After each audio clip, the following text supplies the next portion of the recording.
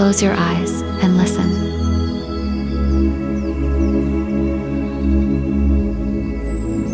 Nature doesn't speak in words, it speaks in energy. In the quiet of the forest, in the rise of the sun, in the rhythm of rain on an open field, there is a presence. From the strength of a mountain to the softness of a flower, from the flight of a bird to the stillness of a lake, every element carries life.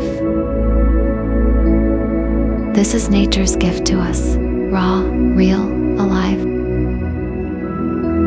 Reconnect, return to nature.